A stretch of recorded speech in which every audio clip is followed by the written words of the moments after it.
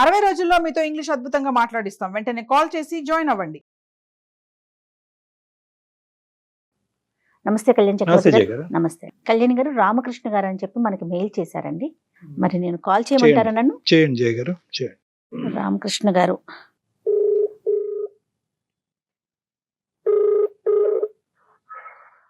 Hello, నమస్తే అండి. రామకృష్ణ గారండి? అవునండి. నేను జయానండి, అందమైన జీవితం ప్రోగ్రామ్ నుంచి కాల్ చేస్తూ ఉన్నాను. ఓహో, నమస్తే అండి. మీరు నమస్తే అండి. మెయిల్ చేశారు, అదే అవును మెయిల్ మేడం. చూశాను. నేను కళ్యాణ్ గారు ముందు పెట్టానండి. డాక్టర్ కళ్యాణ్ చక్రవర్తి గారు ఇప్పుడు నాతో పాటు స్టూడియోలోనే ఉన్నాం ఇద్దరము కూడాను. అవునండి, చెప్పండి. ఒకసారి డీటెయిల్ గా మాట్లాడతారా? మాట్లాడతానండి. రైట్ అండి. రామకృష్ణ గారు. రామకృష్ణ గారు నమస్తే. ఎక్కడుంటారండి? నమస్తే అండి డాక్టర్ గారు. నమస్తే. ఎక్కడుంటారు? ఏ ఊరు? మీ వయసు ఎంత? మీరు ఏం చేస్తూ ఉంటారు? మాది ఒంగోలు అండి.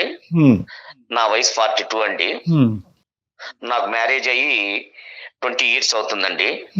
చిన్న వయసు. మా ఆవిడ గారు హౌస్ వైఫ్ అండి. పిల్లలండి? నాకు ఇద్దరు ఆడపిల్లలండి. సార్, పెద్ద పాప డిగ్రీ 2nd year చదువుతుందండి. చిన్న పాప 10th అండి. Okay okay, right. చెప్పండి సార్. చెప్పండి అండి, విషయం ఏంటండి? విషయం ఏంటంటే, మీకు మెయిల్ చేసి ఎందుకు చేశానంటే అండి, మా రీజనల్ ఆఫీస్ లో మీటింగ్ నిమిత్తము బాంబే నుంచి ఆఫీసర్స్ వచ్చారండి. వాళ్ళకి 3 star హోటల్ తీసుకున్నాము. ఆ హోటల్ తీసుకుంటే మీటింగ్ కి అటెండ్ అవటానికి నేను వెళ్తున్నానండి. మా పెద్ద పాప ఒక అతనితో రూమ్ లోకి వెళ్ళి డోర్ లాక్ చేసుకోవటం నేను కళ్ళారా చూశారండి.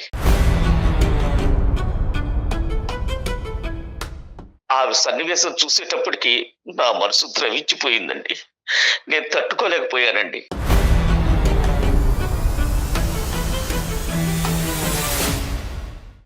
ఆ మీటింగ్ లో కూడా సరిగా పార్టిసిపేట్ చేయలేకపోయానండి. కానీ నేను ఆ చూసిన విషయాన్ని చూసి జీర్ణించుకోలేకపోయానండి. నాకు మనసంతా అదొక విధంగా అయిపోయిందండి. రామకృష్ణ గారు, ఇది ఏంటంటే, బహుశా ఒక తండ్రి తన జీవితంలో ఎప్పుడూ కూడా కల్లో కూడా ఊహించుకున్నటువంటి సంఘటన, చూడాలనుకోకున్నటువంటి సంఘటన. పరీక్షలు ఫెయిల్ అవుతారు, నాన్న వీడిని ప్రేమించానంటారు, నాన్న వాడితో తిరిగానంటారు, సరే అమ్మా అని చెప్పి. ఇప్పుడు ఇదేంటంటే, ఒక తండ్రి ఒక సొంత కూతురు వేరే పరాయి వ్యక్తితో రూమ్ లోపలికి వెళ్ళి తలుపు తీసుకుని వేసుకునేదాన్ని సంఘటన ఒక మీటింగ్ లో పార్టిసిపేట్ చేయటం ఏంటండి, ఒక జీవితంలో పార్టిసిపేషన్ మీది క్లోజ్ అయిపోతుంది. అంత భయంకరమైనటువంటి సంఘటన చూడగా. సో నాకు ఇక్కడ ఫస్ట్ కావాల్సినటువంటి పాయింట్ ఏంటంటే, అసలు ఎప్పుడైనా కూడా మీ అమ్మాయి ఇలా చేస్తుంది అనేటటువంటి ఆధారాలు కానీ ఎక్స్పెక్టేషన్ కానీ మీకు ఇంతకు ముందు ఉందా?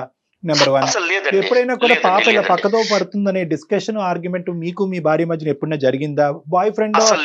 ఎప్పుడు లేదు, ఇవేమీ లేవు. అసలు ఇంకొక విషయం కూడా అండి, మా ఆవిడ ఏదన్నా విషయం వచ్చినా కూడా, పిల్లల మార్కుల విషయం అడిగినా కూడా వాళ్ళ మమ్మీ దగ్గరికే వెళ్తారు కానీ నా దగ్గరికి వచ్చి, నానా ఇన్ని మార్కులు వచ్చినాయి, మేము దీంట్లో పార్టిసిపేట్ చేస్తున్నాము, మేము ఇక్కడికి వెళ్తున్నామని నాకు ఏం చెప్పరండి. ఆవిడ కూడా అదే విధంగా ఉంటది. నాన్నగారికి చెప్పాలి, నాన్నగారికి చెప్పకపోతే ఎలాగా, నాన్నగారే కదా మిమ్మల్ని అన్ని చూసుకుంటుంది అని కూడా ఆవిడ చెప్పదండి. ఆవిడ అలుసు తీసుకొని వాళ్ళు ఏదైనా కూడా నాకు చెప్పరండి. నేను వాళ్ళతో చాలా ప్రేమగా మూవ్ అవ్వాలనుకుంటానండి. బయటకి ఎక్కడికన్నా తీసుకెళ్లాలనుకుంటాను, బయట ఎక్కడికన్నా వెళ్ళాలనుకుంటాము, టూర్స్ కి వెళ్ళినా, ఏది చేసినా కూడా, ఎక్కడ వెళ్ళినా కూడా వాళ్ళ ఇష్టం వచ్చి వాళ్ళకి కొని పెడుతుంటాను. కేవలం ఉద్యోగం అనేది ఒకటే చూసుకోకుండా మీరు ఫ్యామిలీ పరంగా కూడా దగ్గర అయ్యారు, కానీ వాళ్ళు మాత్రం ఆ డిఫరెన్స్ చూపెడుతున్నారు. ఆ డిఫరెన్స్ ని మీ వైఫ్ ప్రోత్సహిస్తున్నారా అంటున్నారు. నేను అడిగేది ఏంటంటే, ఈ సంఘటన ఎప్పుడు జరిగింది సార్? ఈ సంఘటన జరిగి ఒక 15 days అవుతుందండి. అంతేనా? ఓకే, 15-20 days అవుతుంది. మరి మీ మనసు గాయపడింది, వెంటనే మీ భార్యతో పంచుకోవాలని మీకు అనిపించలేదా? ఆవిడ ఏది చెప్పినా కూడా అటు తిప్పి ఇటు తిప్పి, నీదే తప్పు, నువ్వే చేసావు అని తిప్పి నా వైపే తిప్పేసిద్దండి. అప్పుడు ఏమైందంటే, చిలికి గాలి వాన అవుతుంది, కారం చల్లినట్టుగా అవుతుంది. అదే బయట వాళ్ళు చెప్పారనుకోండి, అదే మీ లాంటి వారు చెప్పారనుకోండి, మీ కార్యక్రమాలు చూస్తున్నాం కాబట్టి మీలాంటి వారు కౌన్సిలింగ్ ఇచ్చారనుకోండి, బాగుంటుందనే ఉద్దేశంతో అది మీకు ఉద్దేశం మెయిల్ ఒకటి. పెట్టడం ప్లస్ ఏంటంటే జరిగిందండి. ఈ 15 రోజులు బట్టి నరకం అనుభవించుంటారు కదా రామకృష్ణ గారు మీరు. నేను ఎంత బాధపడుతున్నానంటే అదే అదే నా అదే. బాధను మీరు అర్థం చేసుకొని హారబుల్ సార్. ఆవిడకి మీరు కౌన్సిలింగ్ ఇస్తారని చెప్పి. ఒకటి రామకృష్ణ గారు ఈ రోజు ప్రత్యేకంగా మాకు ఈమెయిల్ పంపించడానికి కారణం ఏంటంటారు? అంటే మీ భార్య గారికి కౌన్సిలింగ్ ఇవ్వాలనే ఉద్దేశమా, పాపకి బుద్ధి చెప్పి అసలు ఈ వ్యవహారం ఏంటి అనేది తేల్చమనా? ఇది ఆవిడకి తెలియదండి, నేను మీకు మెయిల్ చేసినట్టుగా ఓకే, ఆవిడకి అది తెలియదు. తెలియదులేండి. కానీ మీ ఉద్దేశం ఆ, ఏంటి? నాకు మీరేమనుకుంటున్నారు? ఇద్దరు కూతుళ్ళండి, అవును. ఇద్దరు కూతుళ్ళని మీకు చెప్పాను కదా. చిన్న పాప కూడా ఉంది. ఈ పాప ఈ విధంగా అయితే చిన్న పాప పరిస్థితి ఏంటండి? ఆ, సరే సరే, ఆవిడని మాతో కనెక్ట్ చేయండి, ఒకసారి మాట్లాడతారు డాక్టర్ గారు కూడా. అంతే అంతే అంతే. అలాగండి. సరేనండి, ఒకసారి మాట్లాడి ఓకే. చూడండి. दयచేసి लाइन లో नीचे ఉండండి. आप जिस व्यक्ति से बात कर रहे हैं उन्होंने आपके कॉल को होल्ड पर। హలో పద్మ, ఏండి, ఏం చేస్తున్నావు? ఏం చేయట్లేదు. మీరు వెళ్ళిన తర్వాత ఇంక ఇల్లు అది సర్దుకొని పని చేసుకుంటున్నాను. ఏం ఫోన్ చేశారు ఇలాగా? ఏం లేదు, నువ్వు ఫ్రీగా వచ్చి కూర్చో, నీకు ఒక విషయం చెప్పాలి. సరే చెప్పండి, ఫ్రీగానే ఉన్నా, కూర్చుందని చెప్పండి. మన ఇంట్లోనే ఒక సమస్య వచ్చింది. ఆ సమస్య గురించి నేను వాళ్ళకి సుమన్ టీవీ వారికి మెయిల్ చేయడం జరిగింది. ఈ రోజు వారే ఫోన్ చేశారు. సమస్య ఏదన్నా ఉంటే ముందు ఇంట్లో మాట్లాడుకుంటేనే కదా సమస్య ఏంటో తెలిసేది. ఎవరో వాళ్ళ దగ్గరికి వెళ్ళి ఎందుకు చెప్పడం? అంత పెద్ద సమస్య ఏముంది మన దగ్గర? పద్మ గారు ఆ. 15 రోజులు బట్టి రామకృష్ణ గారు తర్జన భర్జనకు లోనవుతున్నారు. పెద్దమ్మాయి కావ్య ఎవరో ఒక పరాయి వ్యక్తితో రామకృష్ణ గారికి తెలియనటువంటి ఒక వ్యక్తితో ఒక హోటల్ రూమ్ లోపలికి నడుచుకుంటూ వెళ్ళటం జరిగింది. వెళ్ళి అంతటితో ఆగకుండా, అది కాన్ఫరెన్స్ రూమ్ కూడా కాదు, అది hotel room, individual separate room. అందులో సార్ మీ మాటకు అడ్డొస్తున్నానండి. చెప్పండి. మా అమ్మాయి రెస్టారెంట్లకి అది వెళ్ళే అమ్మాయి కాదండి. పద్మగారు, అది మీరు ఖండించండి. ఏదన్నా అది మీకు నమ్మశక్యంగా అనిపించకపోవచ్చు, కానీ అతను కళ్ళతో అతను చూసినటువంటి సంఘటన గురించి వివరిస్తున్నారు. అతను సొంత కూతురు మీద చూసింది అబద్ధం ఆడవలసినటువంటి అవసరం లేదు, లేదంటే అతని కళ్ళు అతను అబద్ధం ఆడేటటువంటి పరిస్థితి కూడా లేదు. ఎందుకంటే అది సొంత కూతురునే అతను కనిపెట్టలేనిది కాదు కదా. వెళ్ళారంట, తలుపేసుకున్నారంట. 15 రోజులు బట్టి ఇదే ఆలోచనతో ఇతను నిద్ర ఆహారాలు లేకుండా ఇతను బాగా మానసికంగా చితికిపోయాడు. మరి భార్యతో చెప్పుకోవచ్చు కదా, అయ్యా పెళ్ళి ఇష్యూ భార్యతో చెప్పుకోవచ్చు అంటే కనుక ఇటువంటి అంశాలు మా ఇంట్లో చెప్పేటటువంటి ఫ్రీడమ్ నాకు లేదండి. ఆ బాణం అటు తిరిగి వచ్చి ఇటు తిరిగి వచ్చి నా మీదకే నాకే గుచ్చుకునే పరిస్థితి వస్తుంది. అటువైపు వయసు ఎదిగినటువంటి ఆడపిల్లతో కూడా అడగలేనటువంటి. ఏం లేదండి, ఇంట్లో ఆయనదే పెత్తనమండి, ఆయన మాటే వినాలి. మేము ఎవరిమైనా సరే, నా పిల్లలతో సహా. అండి ఏంటండి అసలు మన ఇంట్లో సమస్య? మీరు మన అమ్మాయిని చూసినప్పుడు నాకు చెప్పాలి కదా. అసలు మన పిల్ల అలా రెస్టారెంట్లకి ఎలా వెళ్తుంది అనుకున్నారు మీరు? అదేనా అసలు? బయట మన ఇంట్లో సమస్య మన ఇంట్లో కాకుండా లోపల ఆకలి పొడుస్తారు రేపొద్దున మన పద్మగారు, మా వరకు చెప్పటం అనేది వదిలేసేయండి. అసలు వాస్తవానికి ఈ సంఘటన జరిగిందా, అసలు అతను చూసింది నిజమా అబద్ధం అనేది మీ ఆయన గారితో క్లారిటీ తెచ్చుకోండి. మీ సొంత బిడ్డ గురించి అతను అలా మాట్లాడటం అనేది ఏంటి అనేది మీరు అతని దగ్గర నుంచి క్లారిటీ తీసుకోండి. మన అమ్మాయి రెస్టారెంట్లకి ఎందుకు వెళ్తుందండి అసలు? హోటల్ నాతో చెప్పకుండా ఏ పని చెయ్యదు మన పిల్ల. లేదండి, నా కళ్ళతో నేను చూశానండి. నా కళ్ళతో మీ కళ్ళతో మీరు చూసి అన్ని నిజం అనుకోవద్దండి. అసలు మన పిల్ల అలాగే వెళ్ళదు.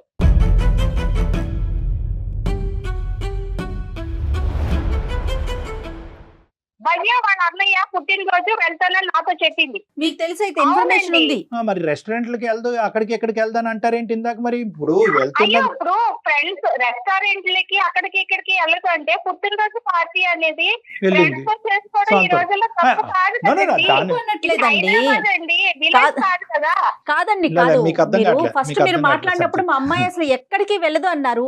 ఇప్పుడు మళ్ళీ మీకు ఇన్ఫర్మేషన్ ఉంది, మీకు చెప్పే వెళ్ళింది అంటున్నారు కదా, అది మాట్లాడేది. మీకేంటంటే ఆ అమ్మాయి బర్త్డే పార్టీకి వెళ్తున్నానని చెప్పింది. అప్పుడు ఆయన రెస్టారెంట్ లో అమ్మాయి అబ్బాయి వెళ్ళారు అని, ఆయన హోటల్లోకి వెళ్ళారు నా కూతురు అంటే నాకు ఇప్పుడు గుర్తొచ్చిందండి. ఆ రోజు అమ్మాయి చెప్పిందా? Okay, so clear. భవ్య వాళ్ళ అన్నయ్య పుట్టినరోజు వెళ్తానమ్మా అని చెప్పింది. సో వెళ్ళింది. మీ ఇన్ఫర్మేషన్ ప్రకారం భవ్య ఇంకా మిగతా ఫ్రెండ్స్ అందరూ ఉన్నారు. వీళ్ళిద్దరు ఒకటే కాదండి. అందరూ ఉన్నారండి. ఈ Okay. అమ్మాయి ఒక్కటి వెళ్ళలేదండి. లేదు ఆయన తల్లి బయట నుంచే చూసేసి నా కూతురే ఒకతే ఉంది అబ్బాయి ఏంటి తండ్రి ఆ మాటలు మాట్లాడచ్చండి. తండ్రి ఇలా మాట్లాడుతున్నాడంటే మీరు పరాయి ఆయన భక్తి తండ్రి కాబట్టే మాట్లాడుతున్నారు. మాట్లాడుతున్నాడమ్మా. తండ్రి మాట్లాడకూడదా? ఇప్పుడు బర్త్డే పార్టీకి వెళ్ళటం నిజం, మీరు హోటల్కి వెళ్ళలేదు, అతను హోటల్కి వెళ్ళాడు, హోటల్లో అతను కన్న కూతుర్ని అక్కడ చూశాడు. ఎటొచ్చి ఏంటంటే మీరు ఒక సంఘటన చూడలేదు, మీ భర్త గారు చూశారు. ఇప్పుడు మీ భర్త గారు చూసినటువంటి అంశాన్ని మీరు నమ్ముతారా లేదా? ఏంటి పచ్చగా ఉందండి, లోకంతో పచ్చగా ఉందని ఎవరెవరిలో చూసిన విషయాలన్నీ మన పిల్లల మీద మనం రుద్దుకోకూడదు కదా ఏంటి అక్కడ సార్. పచ్చగా పద్మ గారు మీరు మాట్లాడేది ఏంటండి? ఒకసారి ఆలోచించండి. మీరే చెప్తున్నారు పాప వెళ్ళిందని. చుట్టుపక్కల వాళ్ళు ఈ ప్రోగ్రామ్ చూస్తున్న కూతురు గురించి ఏమనుకుంటారు సార్ అసలు?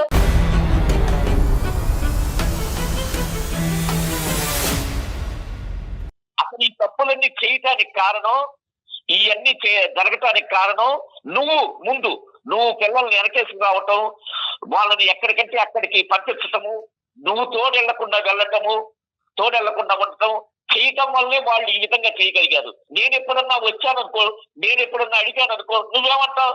నీకు తెలియదులే, ఆడపిల్లలు అని చెప్పి నా మాట ఎప్పుడన్నా దూరనిచ్చావా? నా మాట ఎప్పుడన్నా లెక్క చేశారా మీరు? మీకేమన్నా నేను తక్కువ చేశానా? మీకంటే అసలు నేనే అడిగామండిగా, హోటల్కి వెళ్దామా, రెస్టారెంట్కి వెళ్దామా, లేదంటే వేరే టూర్ ఎక్కడికైనా వెళ్దామా అని నేనే అడిగామన్నా, మిమ్మల్ని తీసుకెళ్ళామన్నా లేదా? బర్త్డే పార్టీకి వెళ్ళిందండి అని చెప్పి నాకు ఏ రోజన్నా చెప్పావా?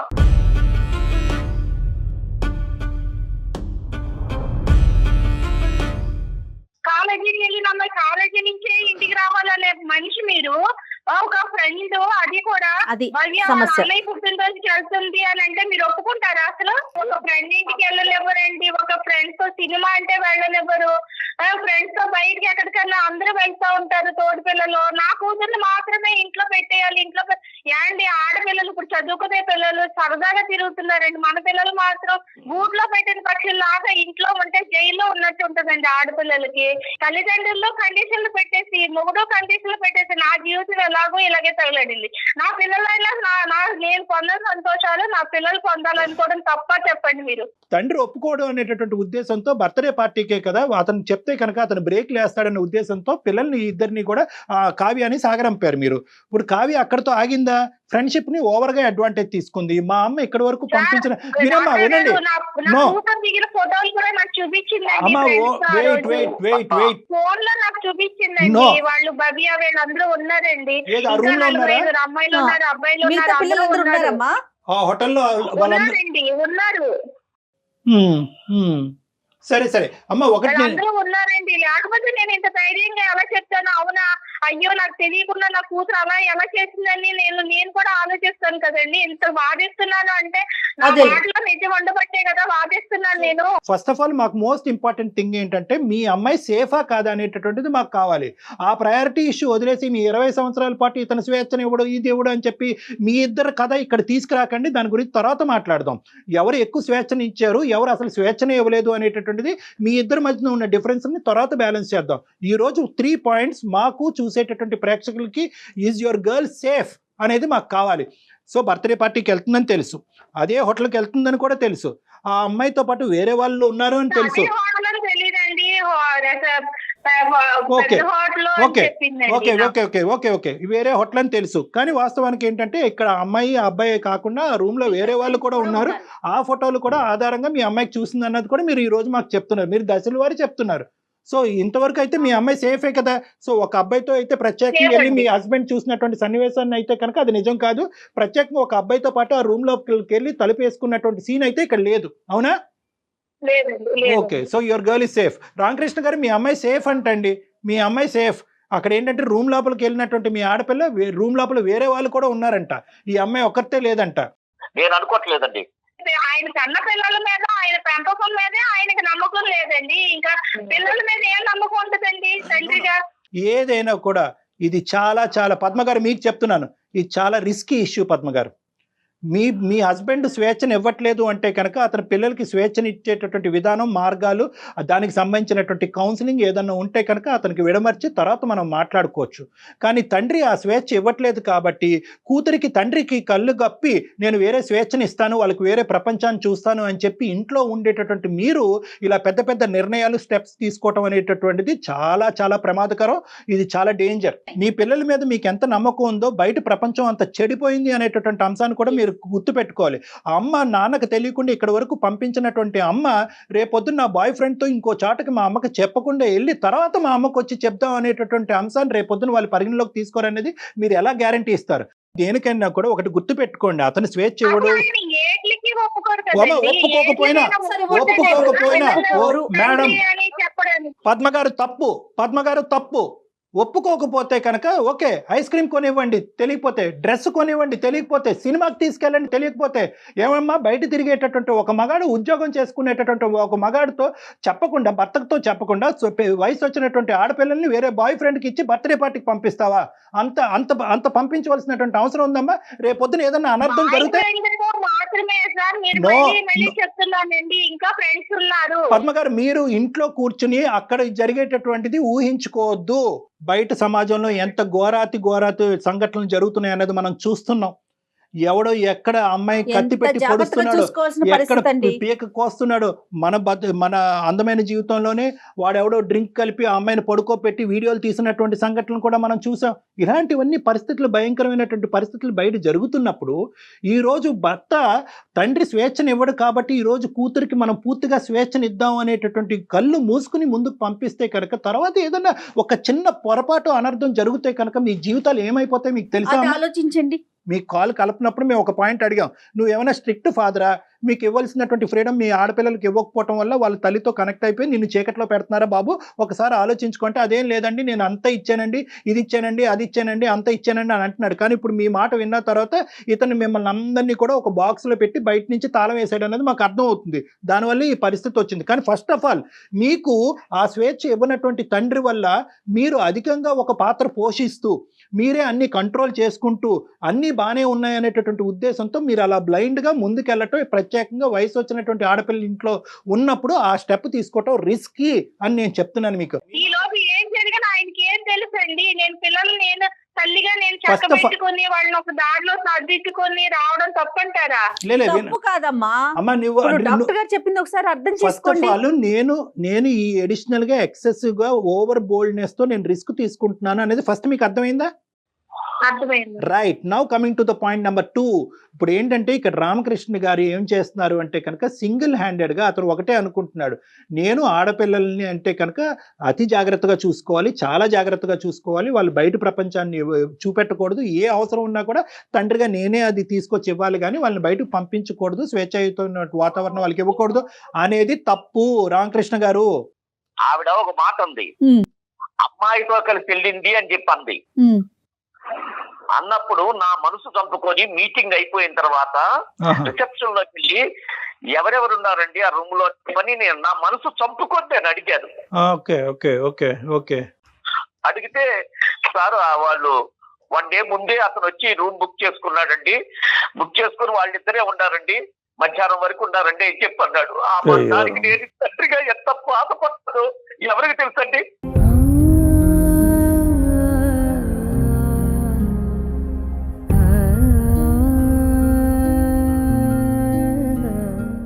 ఇప్పుడు ఆవిడేమంటారో మరి పద్మగారు, ఇప్పుడు వరకు 10 మంది ఉన్నారు 10 మందితో ఉన్న ఫోటోలు చూశాను అన్నారు. మరి ఆ ఫోటోలు ఇప్పుడువో ఎప్పుడువో అవి పద్మగారు?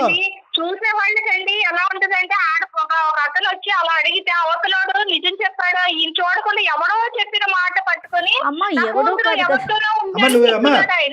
నువ్వు అతనికి పచ్చకామర్లు కాదు, నీకు పచ్చకామర్లా ఉన్నాయి, నీకు అర్థం కావట్లేదు. ఎందుకమ్మా నీ భర్త ఇలా ఒక స్టోరీ సృష్టించుకుని సొంత కూతురు గురించి నీకు చెప్పవలసినటువంటి అవసరం ఏముందమ్మా? కేవలం నీ మీద పగ తీర్చుకోవటం ఒకటే అతని ఉద్దేశమా? హోటల్ మేనేజ్మెంట్ వెళ్ళి ఎవరే బాబు ఎవడు రూమ్ బుక్ చేసుకున్నాడు, అందులో ఎంతమంది ఉన్నారని అడిగితే వాళ్ళు కళాఖండికి 2 ఉన్నారండి, ఆడు ముందు రోజే బుక్ చేసుకుని ప్రీ ప్లాన్డ్ గా ఇది ఏర్పాటు చేసుకున్నారు. ఏమా గుండె పగిలిపోవాలి తల్లి నీకు? లేదు సార్, నాకు కూతురి గురించి నాకు తెలుసండి, నాకు తెలుసు.